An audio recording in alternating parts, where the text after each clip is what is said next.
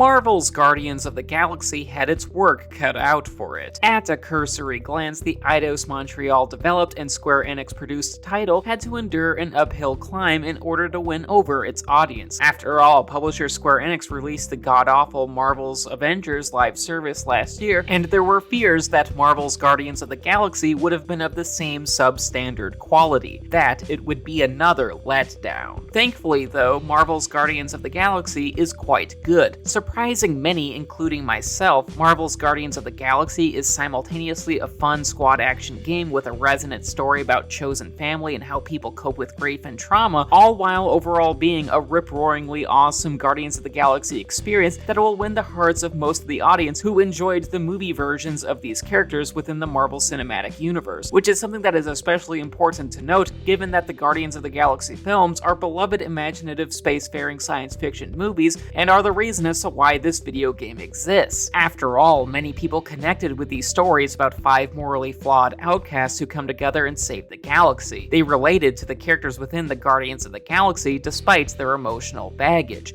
and as a result, the movies won over many audiences with its touching story and humorous wit. And awesomely enough, Marvel's Guardians of the Galaxy does the same, but in video game form. Sure, it is filled with good action gameplay and fun squad strategy elements, but the game's ultimate selling point is similar to that of the movies in that it establishes a firm emotional connection with the player. It truly has a lot of heart. Marvel's Guardians of the Galaxy's selling points begin with its story. The plot follows Peter Quill, a rapscallious human who leads a wannabe heroic intergalactic mercenary team called the Guardians of the Galaxy, which features Peter as the high-flying Star-Lord, the assassin Gamora, the fearsome warrior Drax the Destroyer, the temper-prone Rocket, and an empathetic tree we know as Groot. And as a group, the Guardians of the Galaxy aim to be a premier spacefaring heroic team who look to get paid for their virtuous deeds. But in practice, they are unfortunately incredibly dysfunctional. They bicker and fight over even the smallest infraction, they bungle almost every mission in hilarious fashion, their morals are very flawed, and their enterprise is far from profitable. They are not exactly in a good place at the story's start. The Guardians of the Galaxy's fortunes change though when fate presents the group with a great opportunity to prove their worth in the form of a perilous conflict. In the first third of the game, a dangerous man who goes by the name of Grand Unifier Raker discovers an alien entity that infects people and ensnares them in an internal paradisical mental prison. And it is truly a cage with a lot of appeal. See, everyone in the galaxy has some sort of mental pain inside of them, and the alien creature promises to end their pain by creating an internal mental world where people's pain does not have to exist anymore. In the minds of the afflicted, deceased loved ones are alive again, or their grief is nullified by other means. And with this parasitic entity living inside them, the victims live out the rest of their days in this lovely, desirable dream state inside their own brains, all while a separate part of their consciousness controls their body in the real physical world and serves the Grand Unifier as a form of religious fanatic. Basically, they are boots on the ground. But here is the thing, this promise to end the pain is not real. It is a fake dream state conjured by an invasive parasitic creature, and as this plague spreads across the galaxy and transforms nuanced people into mindless servants of a dangerous creed, it is up to the Guardians of the Galaxy to save everyone. God help us all. This story is pretty great, mostly because its themes of grief and loss can really resonate with the player. After all, many of us can relate to this story because nearly everyone has experienced a deep form of loss or depression or trauma that we wish we could magically have undone. Whether it means losing a loved one or experiencing abuse, we wish more than anything that there was an easy way out of this pain, even if that means coping in an unhealthy way from a personal and mental level. And from that perspective, many players can relate with the confrontations and narrative obstacles within Marvel's Guardians of the Galaxy. Through the game's story and themes, we can often see our own struggles with mental health, depression, and trauma reflected back at us, and understand the appeal of a promise that negates our pain. A promise that is ultimately unhealthy for us in real life. Because let's be honest here, many people afflicted with depression and grief try coping with this pain in unhealthy ways, myself included. In fact, to speak for myself for a moment, I used to cope with severe depression and gender dysphoria by overeating in order to give me some positive stimulation as a way to numb the pain. I self-isolated from everyone I cared about. I tried to sleep all day so that I could escape to a realm where I no longer felt pain, and I even contemplated suicide, thinking that maybe the pain could end that way. And all of these, especially the last one, are very unhealthy coping mechanisms. They are the result of a flawed mind state. And the characters within Marvel's Guardians of the Galaxy go through something similar. After all, the false promise championed by Grand Unifier Raker is in and of itself a toxic coping mechanism that causes those afflicted with it to stagnate and live in a make-believe reality rather than existing in the real world or try to grow as a person. And truly, we the player can understand the temptation of this false promise because many of us too have coped with our pain in unhealthy ways, just like how the characters in this game do. And in this regard, Marvel's Guardians of the Galaxy's conflict feels personal, because many of us understand how difficult grief, trauma, pain, and suicidal urges are to overcome, and the heroic effort it takes to persevere in spite of them. It is very relatable. The core cast of characters are sympathetic in this regard. As protagonists, the Guardians of the Galaxy are like many of us in that they are emotionally broken, flawed, and are dealing with various traumas and turbulent feelings. Whether it is Star-Lord grieving over his deceased mother, Rocket's various panic attacks, or Drax somberly remembering his murdered family, the game goes through painstaking lengths to portray these otherwise fantastical characters as being incredibly human in nature, because truly they are characters with their own hopes, dreams, and tragedies. But with that said, they are also characters with a lot of strength. See, every Guardians of the Galaxy member goes on a grand arc that fundamentally proves their virtuous mettle, and despite their brutish demeanor and their pain, they too prove that they can overcome their sorrows and losses and become great heroes on par with all the other supers in the Marvel Universe. And in that regard, these characters are downright inspiring. They are pretty awesome. Still, this is a Guardians of the Galaxy story, meaning that as serious as the themes are, Marvel's Guardians of the Galaxy is overall a very entertaining experience. Like its heroes, it never takes itself so seriously that it is bereft of fun. The game features numerous witty barbs that the team trade with one another, and there's some great pop culture iconography that fans of the movies and comics can easily recognize, like the Nova Corps, Mantis, Lady Hellbender, Cosmo the telepathic communist dog, or Nowhere as a location. And whether we are discussing the great character development, the sharp writing, or the various Easter eggs that give nods to the comics, movies, or the Marvel Universe as a whole, the storytelling and the writing is a blast. It is very enjoyable. Of course, Marvel's Guardians of the Galaxy is still a video game, meaning that there is gameplay to analyze alongside its story. Gameplay that is overall pretty good, if not necessarily great. But let's just start with what works. For one thing, there's a lot of interactive dialogue that changes the game. At minimum, the player can have Star-Lord chime in on various conversations, and on a far grander scale, there are certain choices that the player can make that fundamentally alters Star-Lord's and his team's journey. And interestingly enough, many of these dialogue choices are not obvious. See, in games with dialogue options and player choices like Mass Effect,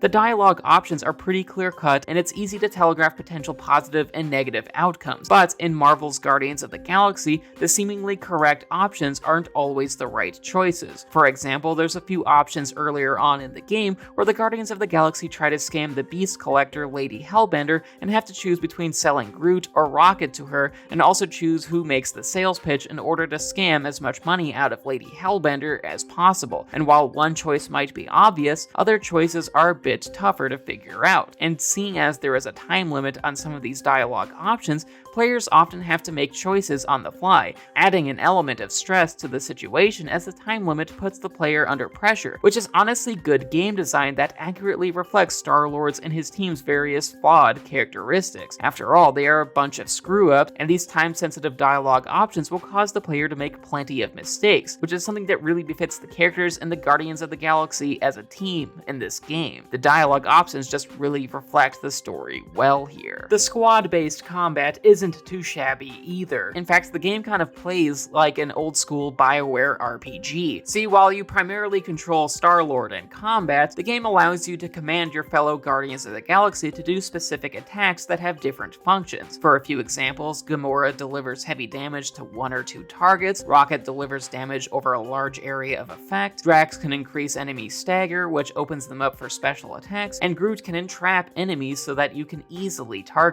them. All their moves have their own strategic strengths and weaknesses. Furthermore, all the Guardians have more moves that can be unlocked via upgrades upgrade, and even have ultimate moves that can change the course of a battle fast. And with that, Marvel's Guardians of the Galaxy's combat has a lot of good strategic elements. There are a lot of ways for the player to plan their attack. This sense of strategy is true for Peter Quill as well. His abilities involve his twin space pistols, holographic visor, fisticuffs, and jet boots. Like the other characters, he has special abilities that can be upgraded with skill points, but dissimilar to them, Star-Lord eventually unlocks 4 elemental damage types that specific enemies are weak to, like fire or ice. And between all the combat options involving Quill and the squad commands with the rest of the Guardians of the Galaxy, the gameplay has a good amount of variety. It mixes and matches different enemies and combat scenarios that prod the player into using different weapon elementals, alternate combat maneuvers, the team's special attacks, and etc. There is indeed a lot of fun to be had here. The combat is quite good. The overall pacing is pretty solid as well. Along with the varied combat and ability upgrades, there are environmental puzzles, platformer elements, lore details scattered across the world, space combat sections, and there are plenty of consumables that Rocket can use to upgrade Star-Lord's gear that all pace out the game pretty well, which is especially notable seeing as the game doesn't feature any microtransactions or loot boxes. See, most AAA games make their upgrade systems to be exceptionally grindy in order to persuade the player into buying microtransactions in order to skip the grind. But this is not the case in Marvel's Guardians of the Galaxy. All the upgrades are earned in-game and are doled out at a rewarding pace that encourages the player to keep playing. And while sure the upgrade system isn't exactly the deepest or the most complex, it does keep the player hooked in the game. It's just really good like that. With that being said though, Marvel's Guardians of the Galaxy is not a perfect game. In fact, it has a fair few faults that hold it back from true greatness. For one thing, the gameplay can feel repetitive as the title goes on. In fact, despite the game's good pace, Marvel's Guardians of the Galaxy does go too long in a few sections and could have and should have had a few sequences cut in order to make the game tighter. And sure, I don't 100% know what should have been cut, because on the whole everything is relevant to the game's overall narrative, but it is clear that some sacrifices should have been made here, that some things should have been left out. The quick time events are another issue. In fact, the QTEs are really out of place and are unintentionally hilarious at times, because I was often not ready for them. See, while sipping my coffee and taking my hands off the controller,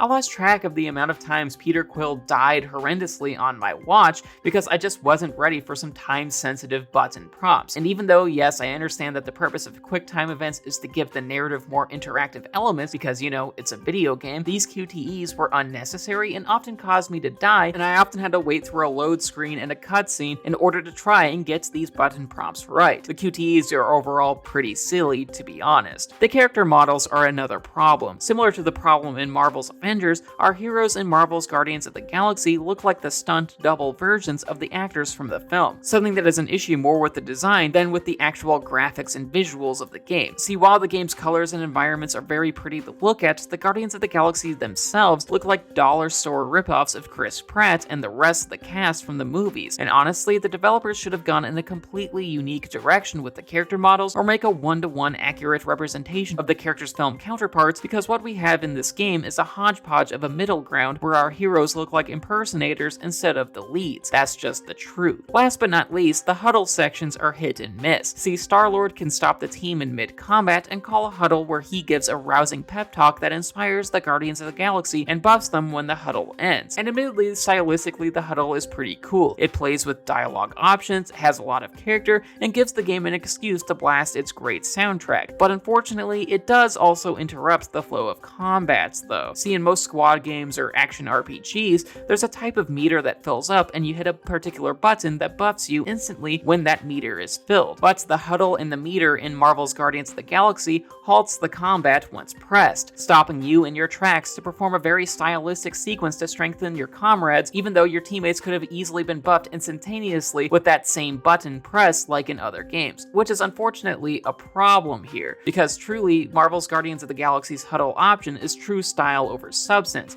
and even though that style is really cool, it does put the gameplay flow on hold for like 30 seconds, and that's probably not the best thing to do in an action game. A game that supposedly wants to get you to the action rather than take you away from it. It is a problem for sure. Still, these flaws don't ultimately derail Marvel's Guardians of the Galaxy. If anything, the opposite is true, because as a game, Marvel's Guardians of the Galaxy is about incredibly flawed heroes who overcome their deficiencies and become a greater total sum than their parts, and that is honestly truly in the spirit of this game. It has a terrific story, nuanced writing, funny characters, fun combat, a rewarding upgrade system, and a lot of heart, and even with its myriad of problems, to say nothing of the glitches, this game is bigger and better than what potentially holds it back, because truly, Marvel's Guardians of the Galaxy is stronger than its faults.